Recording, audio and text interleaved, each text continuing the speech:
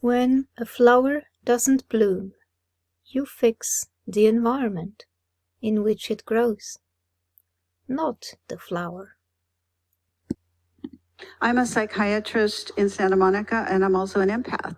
And so I combine traditional psychiatric skills with my ability to intuit what's going on in the environment. And being an empath, somebody who is very sensitive, very intuitive, very open, but they tend to take on the stress of the world because they don't have the same filters that other people have. Once an empath has awakened, they become a fierce phoenix that is rising up out of the ashes. They become unbelievably galvanized when they realize that their incredible empathy has been exploited. Then what begins to happen is the empath begins to finally develop boundaries. The empath recognizes that if she or he does not protect the self, there are energy people out there, energy vampires, that will drain them and drain their light and reduce their light. And they will not be able to help other people, let alone themselves. They will not be able to be the healers in the world that they feel that they are if they allow predators to drain them. And so an empath who has finally had enough is someone who recognizes what's going on finally, possibly for the first time. They become able to see people for who they really are. They are now able to differentiate predator-type personalities from people who are more trustworthy. Now, all of this energy that has been focused outside of them, wanting to take care of everyone else, wanting to heal everyone else, now all of this amazing energy begins to get focused on the inside. Now, as an empath, we want to heal the self. A healed empath is a very strong warrior. This is someone who understands what emotional battle is like. This is someone who's beginning to understand that just because they see the world in a beautiful way doesn't mean that everybody sees the world in that way. This is someone who understands that toxic relationships exist. This is someone who stops seeing the world through rose-colored glasses and is more realistic about the potential of being exploited. And the stigma that exists about autism in society, as well as providing the next generation of autistic women with some insights into incredible women who are embracing their differences, giving them access to role models many generations of autistic women have never had. And my story today begins almost a decade ago when I was working as an NHS strategist on the 15-year strategy for the NHS, and completely oblivious to my neurotype, I hit burnout. And it was at that point that I made the really scary decision to take a great leap into the unknown, into self-employment, and to switch careers and to follow my dream of becoming a psychotherapist. And my drive was to create a compassionate space to sit in the dark with women, championing their stories and bringing sparkle back, and to find a better way of working that was more attuned to my needs. And over those last 7 years, I've worked with hundreds of women. I've spent thousands and thousands of hours bringing sparkle back. I was a resident psychotherapist for 3 years on the Stephanie Hurst BBC Radio Leeds show, a regular on BBC Radio 5 Live. I've represented UN Women as an ambassador. I've been awarded a fellow by my professional body for my commitment to the profession. I've created and nurtured communities, namely Girl Tribe Gang and the Lake Discovered Club. I've contributed my insights and experience right across the media. I've collaborated with brands such as John Lewis. I've been a columnist for The Flock magazine, and I've studied for and gained my psychology masters during the pandemic. All this in and amongst to giving birth to my second daughter, Christina, in 2017. And all that reads like a success story, and it is, given my own starting point and the adversity that I've faced in my life, and I'm immensely proud of those achievements. But underneath it all, there have been many struggles that people and others haven't seen, struggles that I've kept hidden, and struggles that I've normalised. I don't know whether autism found me or I found autism, but I've been on my own self-discovery journey for the last few years, in parallel with supporting more and more women in therapy on their own self-discovery journeys. In that time, I've read, I've explored, I've studied, and I've been immersed in the world of autism and autistic stories. at 42, the penny finally dropped for me, and I realised that I had crafted and built a very elaborate mask to enable me to live in a world that really wasn't built for my brain, and it had become a heavy survival strategy to maintain. I discovered that I'm autistic with a generous sprinkling of ADHD, which means that my neurodivergent brain works in a different way, not in a lesser way, just a different way. And it processes the world differently too. So my brain finds too much sensory input overwhelming, but then it has so much that it wants to get out. Finding the balance is and has been a lifelong quest for me. It's like waking up every day with this inner conflict of whether to go out and save the world or to savour it. And my self-discovery was one of the most discombobulating moments in my life, but equally the most affirming and profound, because it really explains so much of what I'd struggled with throughout my life and why. But I was definitely in a state of shock. How had I managed to keep this fundamental part of who I am behind a mask for so long? Why had I done that? And why didn't anyone else see the struggles behind the mask? There were many light bulb moments for me during the last few years. One of those moments was discovering that not everyone finds eye contact uncomfortable, intense and overwhelming, and that they don't avoid it wherever possible. Yet this has been my internal experience for as long as I can remember. I've learned to do it, and I do it, and I can do it, but I find it awkward and intense. We normalise our experiences, our human experience, because they are how we experience the world. And it's not until you start hearing other people sharing their autistic experiences that you begin to realise that you are indeed not alone. But I was never exposed to these experiences until the last few years. During my own self-discovery journey, I had conversations with my parents about how I was as a child. Did they notice anything different about me? And my parents didn't know what autism was or how it presented in girls back in the 70s and the 80s. And I know that they wouldn't have seen it because our understanding of autism is largely centred on the narrative that we've been fed historically from the autism research on mainly white cisgender males, which has categorically and systematically failed to explore and centre the inner lived experience of autistic girls and women, resulting in a gender-biased diagnostic criteria and a stereotype to match. And even I didn't see it. It took others to hold up a mirror to me to help me see myself from a perspective that I've never seen myself from before. So I was a highly sensitive child who had epilepsy, an aversion to noise, chronic ear infections, and speech and language problems.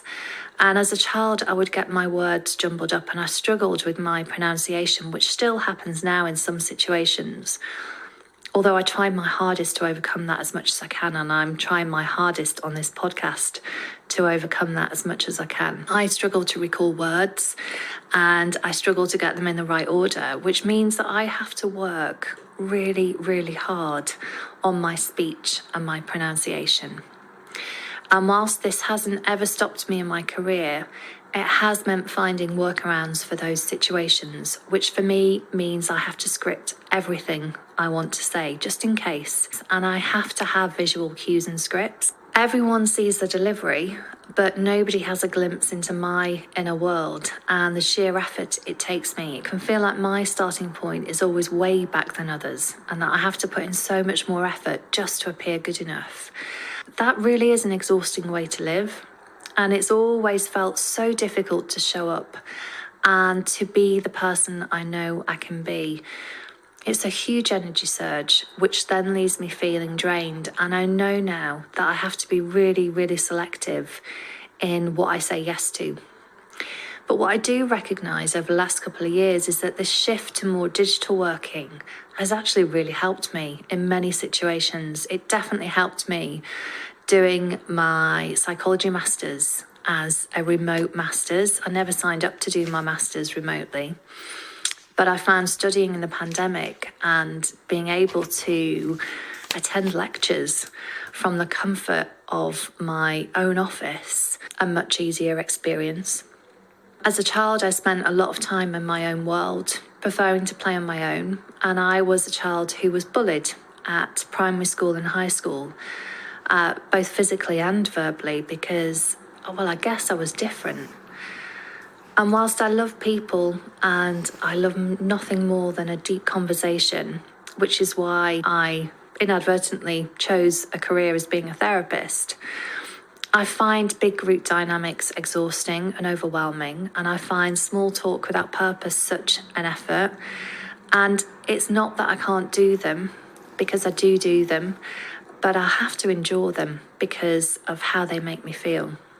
So I can see now why, as a child, I would seek the safety of retreating into my own world. Not because of what society would deem as being a deficit in my ability to socialise, because I enjoy socialising, but because the world can feel too much when your sensory system reacts in the way that mine does to the world. So spending time in an environment that feels sensory neutral equals safety.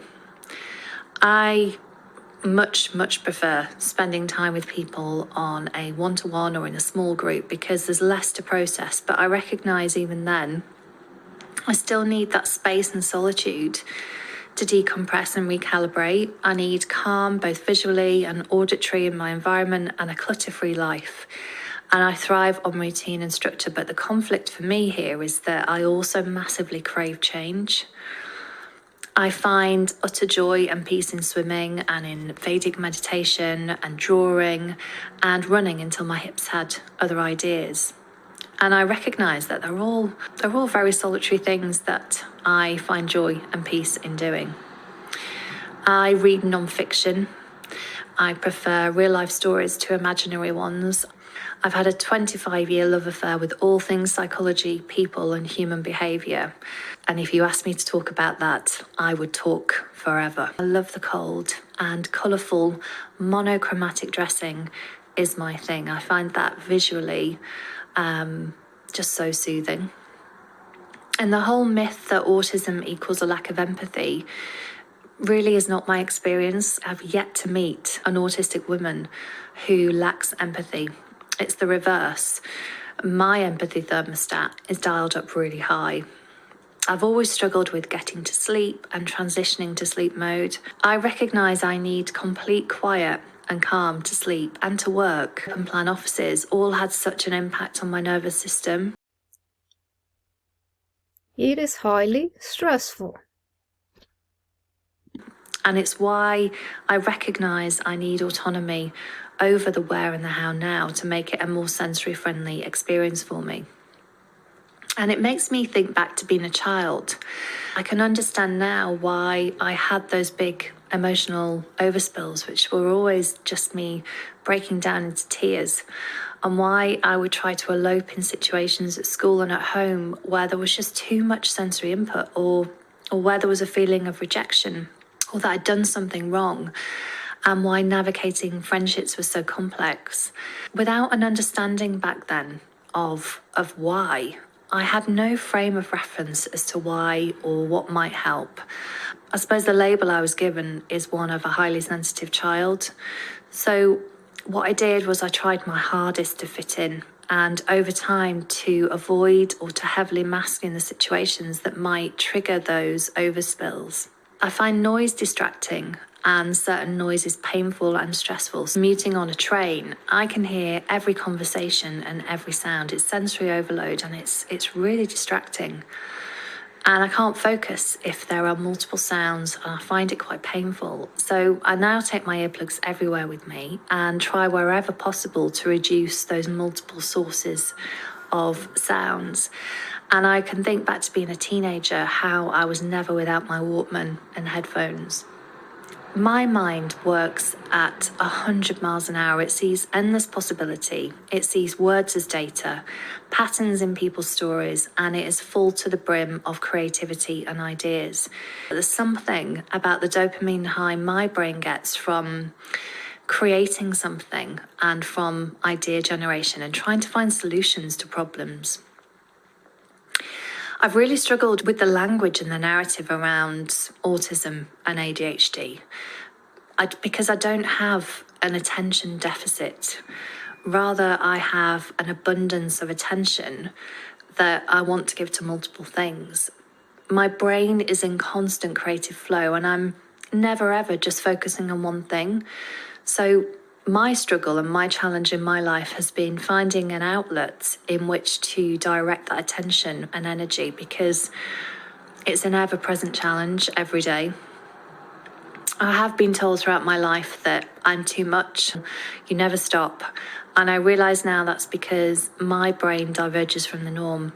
And I don't see this as a deficit, as others have viewed this or framed this, or something that I should be ashamed of, or something that I should hide away from view. And I've had to find workarounds and ways of being able to manage that in my life. And I find safety and comfort in eating the same foods on repeat, not because I'm fussy or restrictive, but because I have safe foods that work with my highly sensitive gut. Low carb, high fat is what we physicians eat. You should too.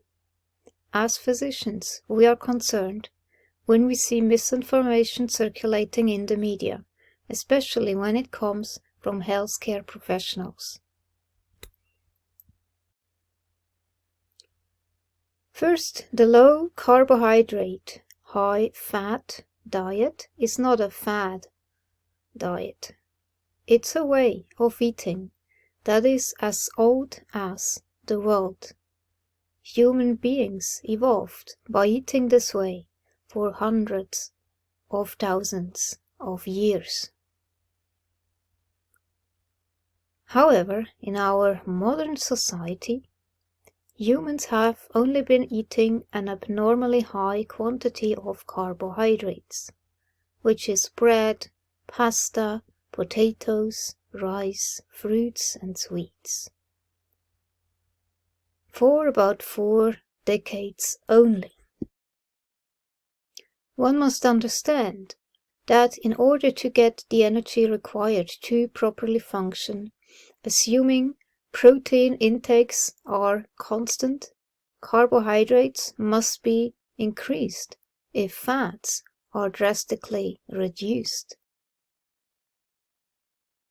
We favor an approach that is lower in carbohydrates and higher in natural fats than the current dietary guidelines recommend.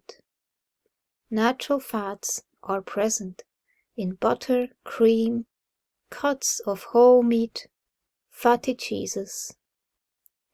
Yeah, and for me, olive oil, avocado, and coconut is not beneficial. This is my autistic gut that tells me don't eat these foods. But my body feels best when I stick to this way of eating. Animal fats such as duck fat, goose fat, emu oil, and other animal products. And avoid excitotoxins and neurotoxins in processed foods. Just common sense. Then I feel centered and balanced, and as happy as a laughing frog.